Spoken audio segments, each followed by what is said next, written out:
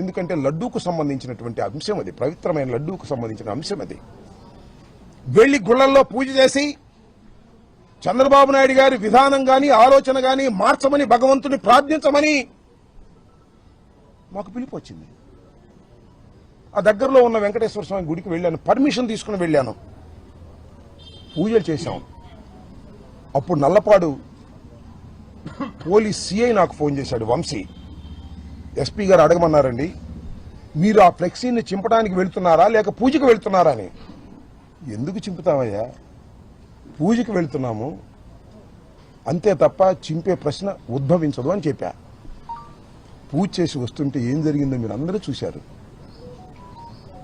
కర్రలు, రాడ్లు తీసుకుని నా కారు మీదకి వచ్చారు. నా కారును కొట్టే ప్రయత్నం చేశారు, తిట్టారు, బూతులు, భయంకరమైన బూతులు.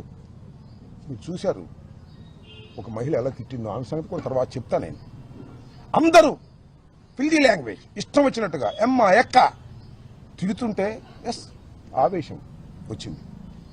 స్పర్ ఆఫ్ ది మూమెంట్ బయటకు వచ్చి నేను కూడా బూతులు మాట్లాడాను. It is a purely reaction. నా ఉద్దేశం అది కాదు, ఇట్ ఇస్ ఎ రియాక్షన్. ఎదుటివాడు చెయ్యొత్తుంటే పట్టుకోవటం, ఎదుటివాడు తిడుతుంటే తిరిగి తిట్టడం, ఇది మాత్రమే జరిగింది.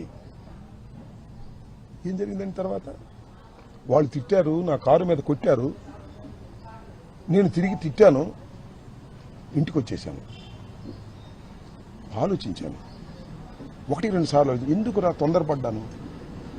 నా అంతరాత్మ ఒప్పుకోలేదు, నా అంతరాత్మ బాధపడింది.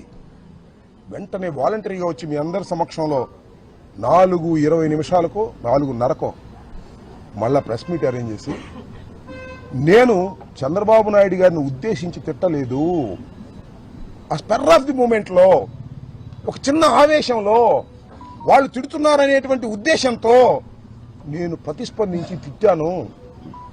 అయినా తప్పే అది. నేను ఈ వయసులో ఇంత సీనియర్ అయ్యుండి తిట్టి ఉండవలసింది కాదు అని పశ్చాత్తాపడ్డాను. పడ్డానా పడలేదా? పశ్చాత్తాపడితే చెప్తారుగా చాలా మంది, పశ్చాత్తాపానికి మించిన ప్రాయచిత్తం లేదని నేను పశ్చాత్తాపడ్డాను. ఏం జరిగిందండి తర్వాత? ఎంత ఘోరమండి.